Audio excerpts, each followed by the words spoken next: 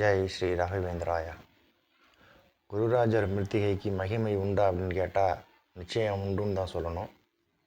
அது என்னன்னு இப்போ சொல்கிறேன். 2022 வருஷம் வரை என்கிட்ட மிருத்திகை இல்லை.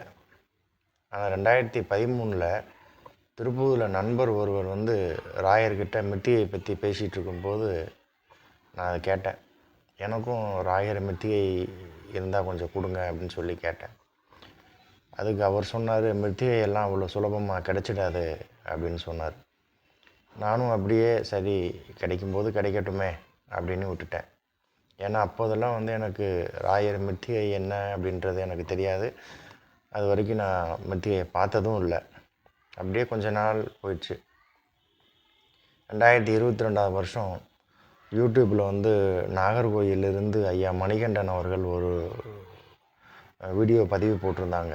அது என்னென்னா, குருராஜருக்கு திருத்துறைப்பூண்டியில் ஒரு கோயில் கட்டிகிட்ருக்கோம்.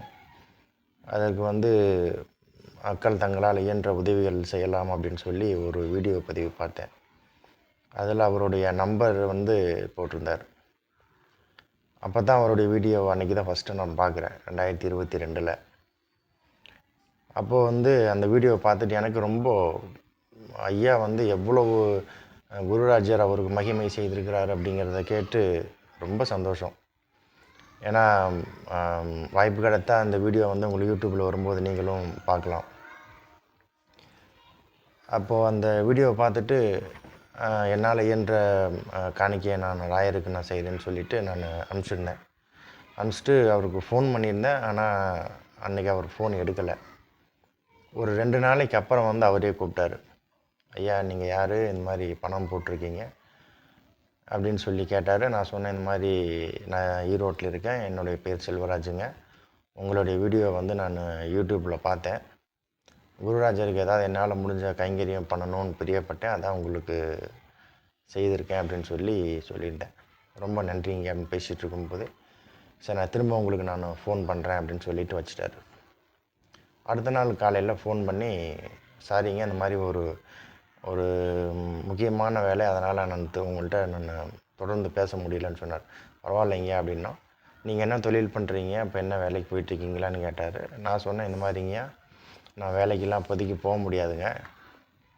ஏன்னா நான் கொஞ்சம் ட்ரீட்மெண்ட் இந்த டயாலிசிஸில் இருக்கேன். ஏற்கனவே நான் அந்த பதிவு நான் போட்டிருக்கேன்.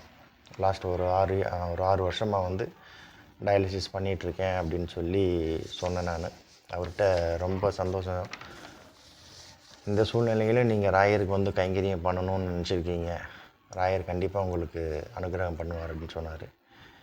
எனக்கு அவருக்கு கைங்கரியம் செய்யக்கூடிய பாக்கியம் கொடுத்தாரு. அதுவே எனக்கு ஒரு பெரிய கைங்கரியம் தான். ஏன்னா இது அவருடைய படம், அவர் எப்போ வேணுங்கிறம்போது தேவைங்கிறம்போது கேட்டு வாங்கிட்டாருங்கய்யா. அதற்கு ஒரு பாக்கியம் ராயர் கொடுத்துருக்காரு. அதுக்கே ரொம்ப சந்தோஷம்னு சொல்லி பேசிகிட்டு இருந்தோம். அப்போது தான் ஐயா மணிகண்டன் ஐயா சொன்னார், உங்கள்கிட்ட ராயருடைய மிருத்திகை இருக்குதா அப்படின்னு சொல்லி கேட்டார். மிருத்திகை என்கிட்ட இல்லைங்கன்னு சொல்லும்போது, சரி மிருத்திகை நான் உங்களுக்கு அனுப்பிச்சி வைக்கிறேன் அப்படின்னு ஐயா சொன்னாங்க.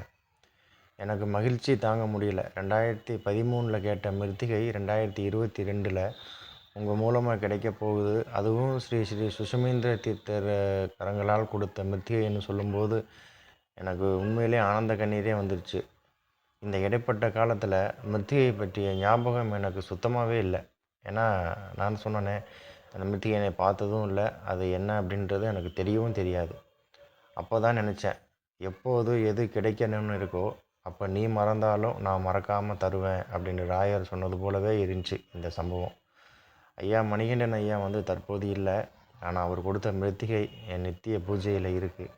மிருத்திகை வந்ததுக்கப்புறம் என்ன நடந்தது, என்ன மாற்றம் அப்படிங்கிறத அடுத்த பதிவில் பார்ப்போம். ஜெய் ஸ்ரீ ராகவேந்திராய். துங்கபத்ரை நதிக்கரையில் நின்ற தெய்வமே, நம்மை துன்பத்திலும் காத்து நின்று ஆண்டு கொள்ளுமே.